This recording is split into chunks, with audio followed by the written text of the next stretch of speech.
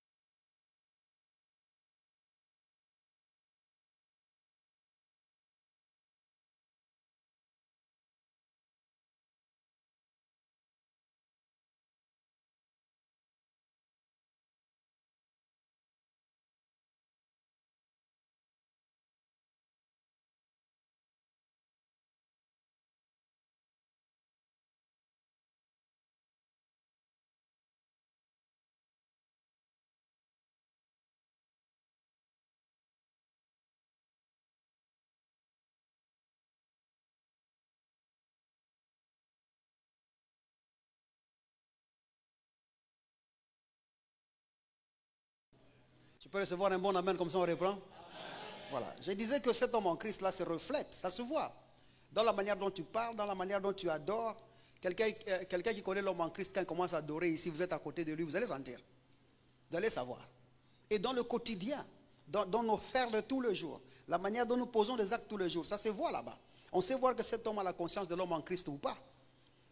Et nous avons dit aussi en précisant que cet homme en Christ, lorsque tu commences à comprendre cet homme en Christ, dans cet aspect où tu as l'assurance, au fait, connaître l'homme en Christ produit aussi cette conviction surélevée de ce que Dieu a fait pour toi en Christ.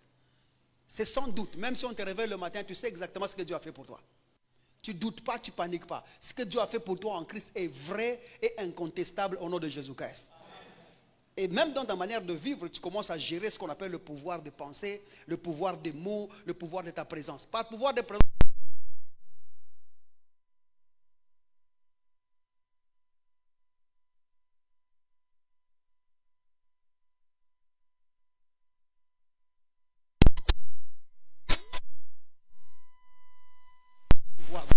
Je peux entendre un bon amen comme ça on avance là.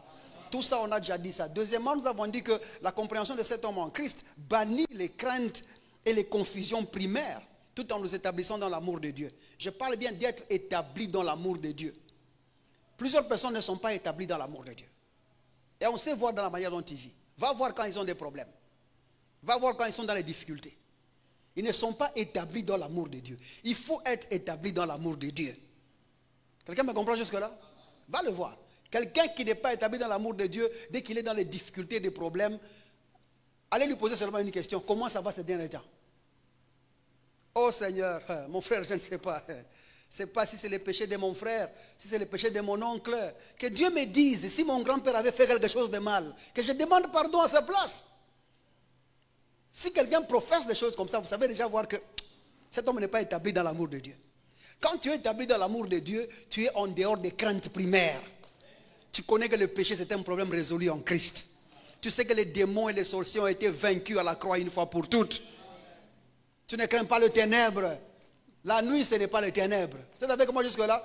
Parce que tu sais que tu es un enfant de la lumière et tu y tiens. Mais quand tu ne connais pas l'homme en Christ, c'est les paniques.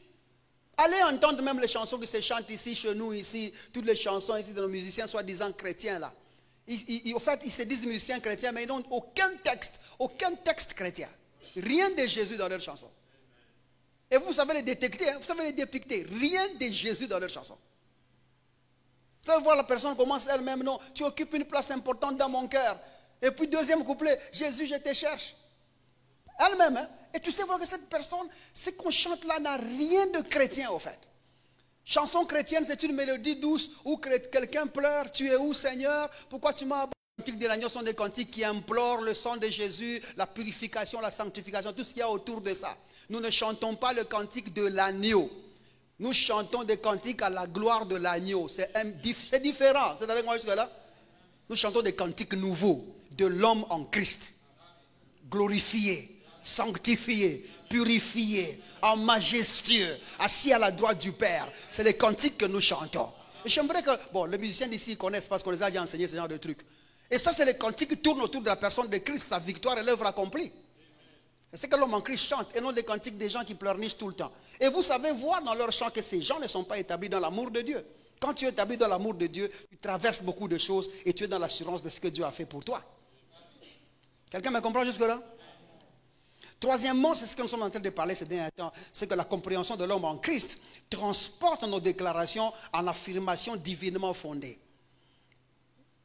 Ça transporte nos déclarations en affirmations divinement fondées. C'est-à-dire, quand je parle, c'est Dieu qui a parlé. Quand je dis quelque chose, c'est Dieu qui a dit quelque chose. Ce que moi je dis, c'est exactement ce que Dieu pouvait dire aujourd'hui. Et je suis dans cette conviction-là. Parce que quand je connais l'homme en Christ, je parle exactement comme Dieu devrait parler. Ce que nous disons ou déclarons glorifie ou humilie Dieu. Ça, il faut savoir ça. Ce qui sort de ta bouche n'a que deux rôles. Soit de glorifier Dieu ou de mépriser Dieu et son œuvre. Nous t'entendrons parler, nous t'entendrons déclarer les choses. Mais les choses que tu déclareras, soit glorifieront Dieu et te glorifieront, soit humilieront Dieu et t'humilieras, ou méprisera Dieu et te méprisera. Enfin, toute parole qui sort de ta bouche, n'oublie pas que chaque parole que tu déclares, représentant Dieu, ça doit dire ce que Dieu veut dire. Quelqu'un est avec moi jusque-là? Regardez 1 Pierre chapitre 4, verset 11. Je vais juste peut-être introduire ça et puis on peut prendre un texte pour prier un peu aujourd'hui. 1 Pierre chapitre 4. Regardez le verset 11.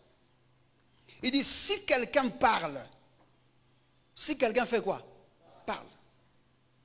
Si quelqu'un parle, que ce soit comme annonçant les oracles de Dieu. Quand tu parles, c'est parce que tu veux annoncer les oracles de Dieu. Tu veux transmettre le dire de Dieu. Il dit, si quelqu'un remplit un ministère, qu'il remplisse selon la force que Dieu communique. Tu ne le fais pas avec mollesse, parce que tu es un homme en Christ. Et puis il ajoute, afin qu'en toute chose, Dieu soit glorifié. Que Dieu soit quoi? Glorifié par Jésus-Christ, à qui appartiennent la gloire et la puissance au siècle des siècles. Amen. S'il faut que tu dises quelque chose, cette chose-là doit glorifier le Seigneur. Ne dis rien qui ne glorifie le Seigneur. Parce qu'en disant rien qui ne glorifie le Seigneur, à ce moment-là, tu es en train de te déglorifier toi-même. N'oublie pas que Dieu a une gloire qu'on ne peut pas retrancher. Donc, en diminuant le Seigneur dans lequel tu te trouves et en qui tu es, tu te diminues toi-même. Parce que quand les gens vont entendre dire des choses de toi qui ne glorifient pas Dieu, c'est toi qui te diminues. Parce que Dieu est constant, il ne bouge pas, il ne change pas. Ne pense pas que quand tu vas dénigrer ta vie ou tu vas dire des choses qui dénigrent Dieu ou la personne de l'homme en Christ, Dieu va diminuer d'1 centimètre. Il va diminuer. Au contraire, c'est toi qui vas diminuer. Les gens vont ainsi savoir que tu n'as pas la certitude dans les choses de Dieu comme tu le penses ou comme tu le déclares. Tu nous as dit que tu étais chrétien, tu nous as dit que tu étais né de nouveau, tu nous as dit que Dieu habitait en toi, mais regarde ce que tu dis. Et ce que tu dis là ne désavantagera que toi, pas quelqu'un d'autre. Quelqu'un est avec moi jusque-là? Et là, au Seigneur, regarde, moi-même je vais commencer par où? Nous là, nous avons des familles sans nom. Vous pensez qu'il faut que ta famille ait un nom pour réussir? Il y a des gens qui sont dans ce monde qui s'en sortent très bien que vous ne connaissez même pas. Vrai ou faux, mon cher?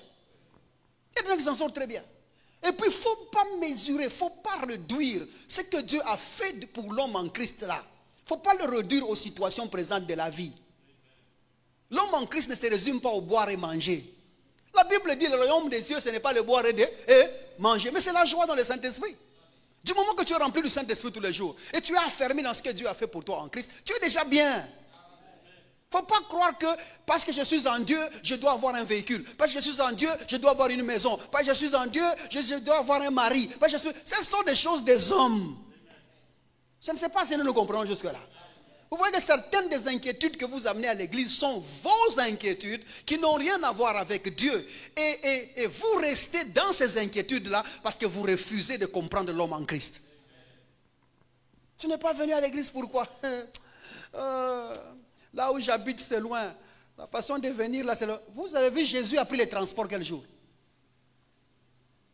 L'unique jour où Jésus a pris un transport, c'est quand il est entré à Jérusalem pour mourir. En d'autres termes, si j'étais un mauvais prédicateur, je vais vous dire que tout taxi mène à la mort. J'ai des preuves bibliques. Vrai ou faux? Tout taxi mène, hein? Les gens vont crier, non, il a pris Yango, il a pris Yango. Oh, non, mais c'est Hosanna, Hosanna, Hosanna, Hosanna. Mais tu vas à la croix. L'homme en Christ, il est important que le matériel.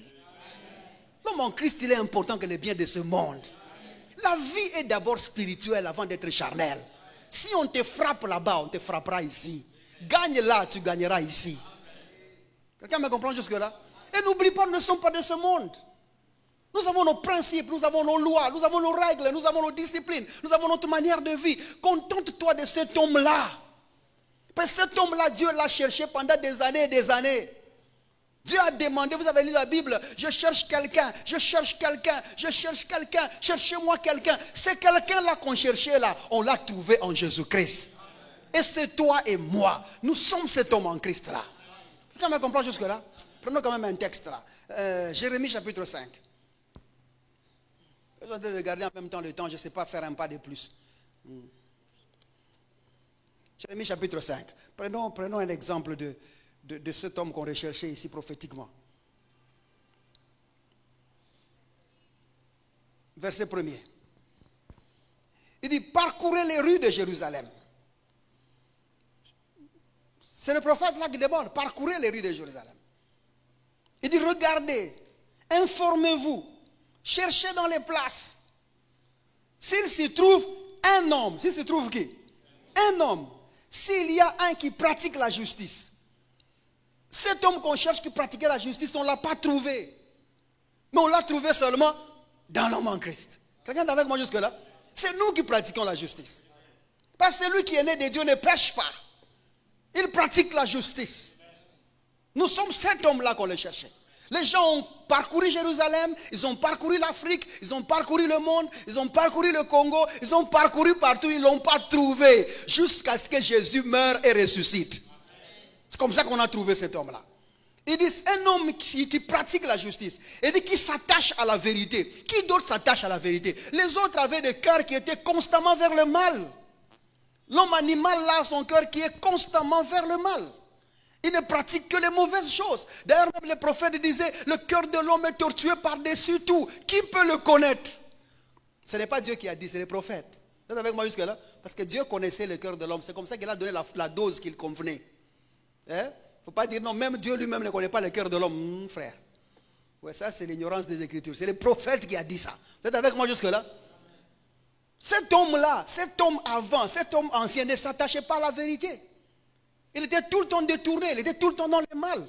Mais l'unique personne qui s'attache à la vérité, c'est toi et moi. Et Jésus-Christ dit, je suis le chemin, la vérité et la... Il ne dit pas je suis le chemin qui a la vérité dans la vie. C'est pas ce qu'il dit. Il dit je suis le chemin. Il n'y a pas d'autre chemin qui mène à Dieu que Jésus-Christ. Il dit je suis la vérité. Il n'y a pas d'autre vérité dans laquelle un homme peut vivre si ce n'est Jésus-Christ. Or la Bible dit celui qui s'attache au Seigneur est avec lui un même esprit. Quel esprit? L'esprit de vérité. Car il était dit que Dieu cherchait de tels adorateurs qui adoraient Dieu dans l'esprit et la vérité. La fusion avec l'homme de Jésus, c'est l'attachement à la vérité. Celui qui a Jésus-Christ en lui s'est attaché à la vérité. Donc cet homme-là qui s'attache à la vérité, qu'on cherchait depuis longtemps, c'est toi et moi. Aide-moi à dire je suis attaché à la vérité. De toutes les façons, je suis né dans la vérité. Et je vis dans la vérité. Continue à dire mes paroles sont véridiques. Ma vie est véritable. Je ne fraude pas de vie. Je n'ai pas une vie de quelqu'un. Je n'ai pas une vie. Je suis la vie en Christ. Il faut dire ça de toi-même. Tu es cet homme qui s'est attaché à la vérité là. Et puis il ajoute, et je pardonnerai Jérusalem. Le monde entier attend nous autres ici. Pour que Dieu pardonne ton prochain, pour que Dieu pardonne ton peuple, il faut que toi et moi, qui est justifié, et toi et moi, qui est attaché à la vérité, puissent annoncer la vérité dans laquelle nous sommes attachés pour qu'ils croient. Si nous ne prêchons pas, personne ne va croire. La promesse était telle que, ainsi, vous êtes témoins de ces choses. Témoins de quoi? De la vérité qui est en Dieu. Il est mort pour nous, il a été ressuscité, il est enseveli, il est ressuscité le 3e jour. Il dit, étant donc le témoin, il dit quoi? Allez maintenant, allez annoncer ça. Et que le pardon et la repentance des péchés soient annoncés par nous les témoins qui avons la vérité. Et cet homme qui annonce, c'est nous. Quelqu'un est avec moi jusque-là? Maintenant, observez pourquoi nous sommes venus ici. Même quand ils disent, verset 2, l'Éternel est vivant, c'est faussement qu'ils jurent. Parce que cet homme en Christ n'est pas là. Ils peuvent dire l'Éternel est vivant, mais c'est faussement, parce qu'eux n'ont pas cru en Jésus-Christ pour être cet homme en Christ là. Mais nous pouvons dire l'Éternel est vivant et c'est acté et vrai. Regardez le verset 3. Éternel, tes yeux n'aperçoivent-ils pas la vérité pour voir que ces gens ne sont pas dans la vérité? Ça c'est prophétiquement qu'il parlait. Il dit, tu les frappes et ils sentent rien. Tu les consumes et ils ne veulent pas recevoir l'instruction. Ils prennent un visage plus dur que le roc. Ils refusent de se convertir. L'homme en Christ est converti. Vous êtes avec moi jusque-là? Rentrons un peu dans le texte. Éternel, tes yeux n'aperçoivent-ils pas la vérité? Oui, les yeux de l'Éternel aperçoivent la vérité. Quand ils nous regardent, ils ne voient que la vérité sur vérité. Avant, il dit, tu les frappes et ils ne sentent rien. Ils étaient insensibles au parler de Dieu. Parce que Dieu ne frappe que par la parole. Vous êtes avec moi jusque-là? Dieu ne punit pas avec les fouets et les chicottes. Dieu nous instruit par la parole. Avant, Dieu parlait et ils ne sentaient rien, ils ne changeaient pas. Il dit, tu les consumes, même s'ils étaient touchés, ils ne veulent pas recevoir l'instruction. Au fait, ils ne recevaient pas l'instruction. Mais nous avons un cœur qui reçoit l'instruction. Parce que nous avons reçu un cœur nouveau de l'homme nouveau qui est en Christ. Regardez troisièmement. Ils prennent un visage dur que le roc. Ils s'endurcissaient davantage et ils refusent de se convertir. Nous avons un cœur adouci, un cœur qui reçoit l'instruction. Et c'est comme ça que nous sommes convertis en Jésus-Christ. Vous êtes avec moi jusque-là? Regardez le verset 4. Ces gens-là qui étaient loin de Dieu, regardez ce qu'ils disaient. Il dit, je disais, ce ne sont que des petits. Ils agissent en insensés. Parce qu'ils ne connaissent pas la voie de l'Éternel, la loi de Dieu. Maintenant, toi et moi, regarde comment on va dire. Le prophète va dire aujourd'hui, ce sont des hommes matures. Ils agissent en sages. Parce qu'ils connaissent la voie de l'Éternel. Ils connaissent la loi du Très-Haut. Quelqu'un me comprend jusque-là? Regardez le verset 5. Il dit, j'irai vers le grand, le prophète disait-il, et je leur parlerai, car eux, ils connaissent la voie de l'Éternel, la loi de leur Dieu. Mais ils ont tous aussi brisé le joug et rompu le lien. Regardez, nous sommes des grandes personnes. Nous connaissons les voies du Seigneur. Et nous n'avons rien brisé parce que Jésus a payé le prix pour que Dieu nous accepte. Le verset 6. C'est pourquoi, parlant des autres là, le lion de la forêt les tue. Le loup du désert les détruit. Les panthères et aux agueux devant leur ville. Tous ceux qui en sortiront seront déchirés. Car leurs transgressions sont nombreuses. Leurs infidélités sont multipliées. Maintenant, regardez ce qui nous amène là. On reprend. Verset 6. C'est pourquoi le lion de la forêt les tue. Non. Nous sommes de ceux qui tuons les lions. Nous sommes de la race de Samuel. Nous sommes de la race de Samson. Nous sommes de la race de David. Vous êtes avec moi jusque-là? Samuel veut dire quoi? Le cœur battant de Dieu. David veut dire quoi? Bien-aimé de Dieu. Et Samson? Comment vous regardez comme ça? Samson, ça veut dire quoi? Non, je vous aide beaucoup, ça je laisse. Nous tuons les lions, mon cher. Tuer les lions, c'est-à-dire que le rugissement du lion ou le lion en soi traduit la colère de Dieu ou la méfiance de Dieu chez nous. Mais l'œuvre de la croix a banni cette pensée ou ce sentiment en nous qui faisait que nous pensions que Dieu était contre nous. Du moment que Jésus-Christ est dans nos vies, nous savons que nous avons vaincu ces lions-là. Cette appréhension de penser que Dieu est contre nous. Quelqu'un me comprend jusque-là? C'est comme ça que nous sommes des grandes personnes. Nous avons la connaissance qu'il faut de l'homme en Christ. L'homme en Christ est accepté par Dieu. Aucun lion ne rougit. Il dit le loup du désert les détruit. Vous connaissez ce que c'est le loup du désert veut dire? Ça parle ici de ce que tu ressens quand tu es dans le manque. Certaines personnes, quand elles sont dans la solitude, ils se sentent détruites complètement. Mais l'homme en Christ est dans l'abondance de l'esprit et du corps. Nous avons tout pleinement en lui, la Bible dit. Quelqu'un est avec moi jusque-là? Il dit les panthères aux aguets et aux aguets devant leur ville. Nous ne craignons pas la terreur de l'ennemi, même si nous savons que cet animal est cruel. Il peut montrer les signes, il peut montrer des signes qu'il est présent dans nos vies. Il peut menacer comme il veut, mais ce n'est pas ce que nous craignons. La crainte pour nous est morte en Jésus-Christ. Parce que de toutes les façons, en Christ même, la mort est morte. C'est ça, non? La Bible dit que la mort a été engloutie dans la victoire. C'est quelle victoire? La victoire de Jésus-Christ. Et nous savons que la mort est morte dans cette victoire-là. Même la mort a été enterrée. Nous ne craignons même pas la mort.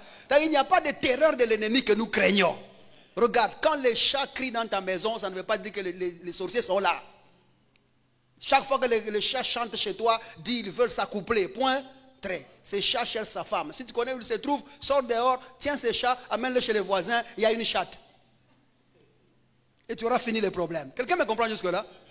Tu ne donnes pas la parole aux faits. Même quand le ventre te fait mal, tu ne dis pas déjà c'est la diarrhée. La tête te fait mal, tu ne dis pas déjà c'est tumeur.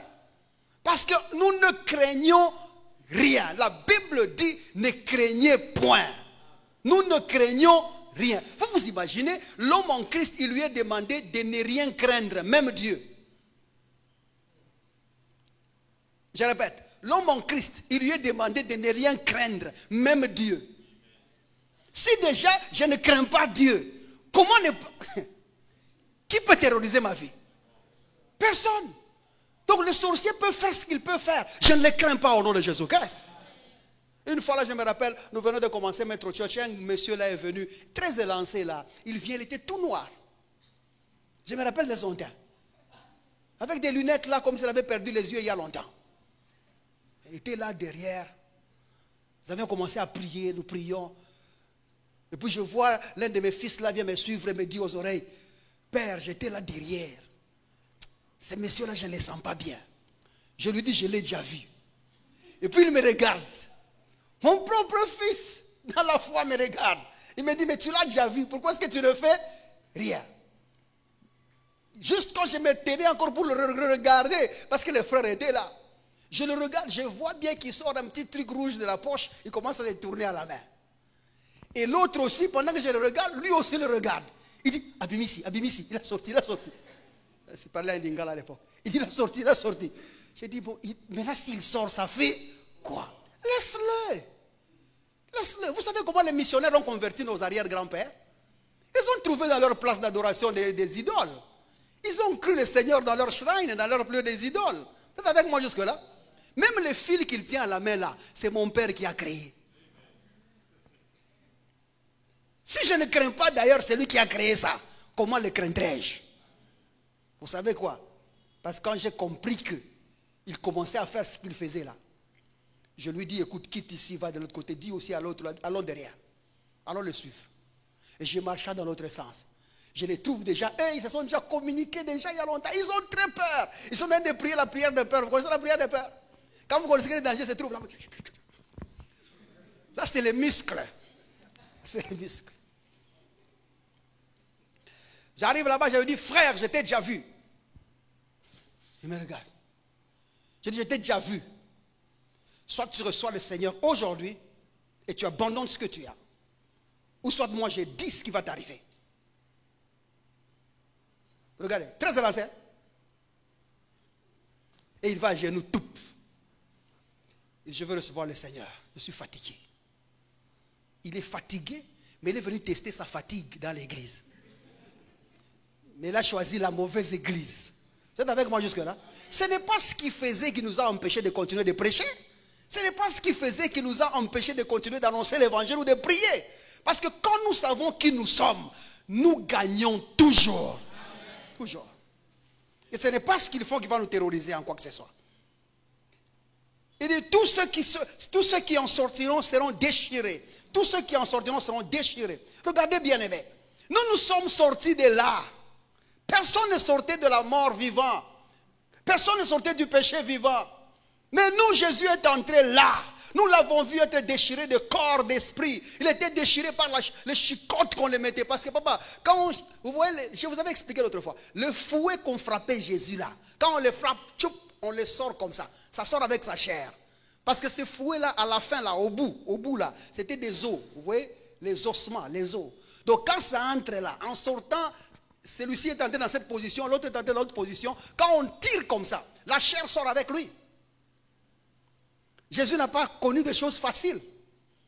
Il a été déchiré pour nous. Et nous y sommes sortis sans ce que lui a connu, parce qu'il a pris notre place. C'est comme ça que la gloire lui revient à lui. Jésus a tout fait pour qu'on ne dise pas de moi que leurs transgressions sont nombreuses ou leurs infidélités sont multipliées. Non, notre infidélité a pris fin le jour que Jésus est ressuscité. Et nos transgressions ont été effacées complètement le jour que Jésus-Christ a été ressuscité. L'homme en Christ n'est pas terrorisé. L'homme en Christ ne panique pas. L'homme en Christ c'est le plus fort, c'est le plus puissant, c'est le plus glorieux. Et sur toute la terre, il n'y a pas un comme lui. Quelqu'un est avec moi jusque-là? Alors apprends à lever la tête. Apprends à lever la tête. Il n'y a ni sorcier, ni esprit impur qui peut terroriser ta vie au nom de Jésus-Christ. Rien. Rien sur la terre qui peut faire en sorte que Dieu t'abandonne, il n'y en a pas. La Bible dit nous sommes plus que vainqueurs par celui qui nous a aimés. Et nous les avons vaincus tous à cause de celui qui nous a aimés. Il a fait ça pour nous. Alors ce soir, j'aimerais comme un peuple que nous nous tenons debout afin que tu puisses parler comme l'homme en Christ. Rappelle-toi, s'il faut que tu dises quelque chose, il faut que tu parles comme annonçant les oracles de Dieu. Parle comme Dieu parlerait. Parle comme Dieu annoncerait des choses dans ta vie. Tiens-toi debout là où tu es, mon frère, parce que nous avons fini, c'est la prière. Parle comme Dieu parlerait. Annonce des choses comme Dieu les annoncerait. Dis des choses comme Dieu les dirait au nom de Jésus-Christ. Ne perds pas ton temps. Il y a une maladie à gauche, annonce la guérison là où il est. Dieu ne dit pas, oh, vous avez déjà vu Dieu en train de dire, maladie, au nom de Dieu, je t'ai guéri. C'est comme ça? Non, Dieu parle comme Dieu. Adresse-toi à la situation comme Dieu parlerait. Adresse-toi au problème comme Dieu parlerait. Adresse-toi à ta situation comme Dieu parlerait ce soir au nom de Jésus-Christ. Quelqu'un me comprend jusque-là? Vous êtes avec moi jusque-là? J'aimerais recevoir un bon amen parce qu'aujourd'hui c'est la prière. Vous êtes avec moi jusque-là? Alors lève la voix. Avant que nous entrions en prière, j'aimerais que nous faisions une prière où tu dis Seigneur, je suis rempli de toi et j'ai la conscience de ta présence.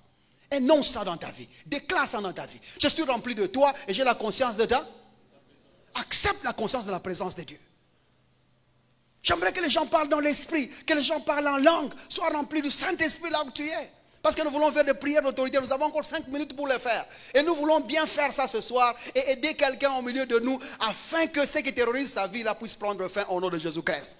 Lève la voix et commence à prier au nom de Jésus. Dis-lui que tu es rempli de l'Esprit. Père, je te bénis de ce que le Saint-Esprit est dans ma vie, de ce que je suis plein de ton Esprit, de la tête aux pieds, je suis rempli de ton Esprit. Cette diffusion a été sponsorisée par des frères et sœurs qui croient en l'avancée de l'évangile de Jésus-Christ et Jésus-Christ crucifié sans additif. Si vous désirez vous joindre à eux, veuillez nous contacter au +243 99 000 27 60 ou encore par email à l'adresse maîtrechurchrdc@gmail.com.